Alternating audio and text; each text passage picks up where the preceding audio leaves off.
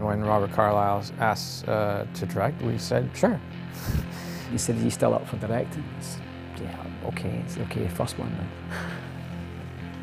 You know, he's Robert Carlyle, man. He was cool.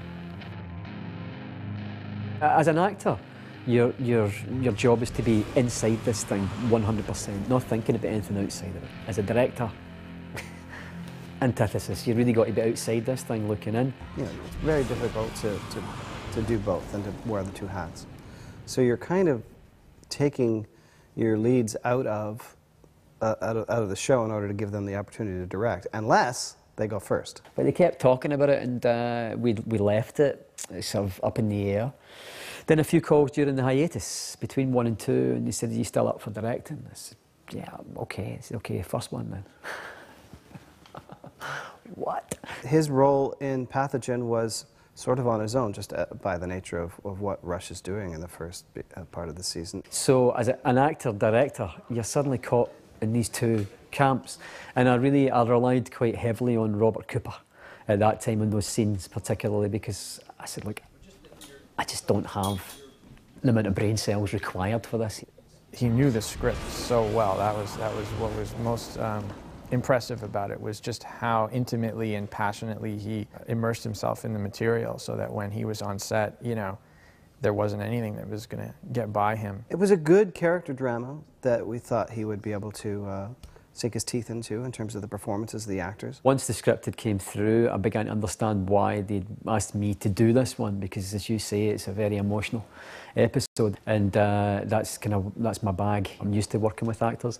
That side of it was the easy part. You know, from the producers, they're kind of going, how'd you get these performances? I'm like, how'd you get these lights? I mean, obviously he's, you know, worked with some unbelievably talented directors, and he had to have learned something from them, and you know, he's also a brilliant actor, so he understands performance and how to elicit great performances. My job then, and I think the job of any director, is to create the atmosphere in order to give them that platform to express that. And if you can do that, then you'll get it. It's kind of David Blue and Ming Na's episodes emotionally. So these were the two that we focused on. It was interesting to use some of my old techniques in it as well, or stuff that had been sort of used on me, as it were, by Ken Loach and people like that. What I did was I got in touch with David's parents and asked them if they had any photographs of David when he was a wee boy. So I got 3 or 4 photographs from them, and one of them just couldn't have been any better. There's a photograph of David, 4 years old, with an E.T. doll. In the sequence, he's at the mother's bedside. I said, just have a little look at that book there when you start. He opens it up, and he saw his eyes. It's very close at this point, and I knew when he was coming to the photographs, this little piece of emotion just welled up in him. His whole face started to shake. Perfect cut. We don't need any more. I mean, you can't buy it.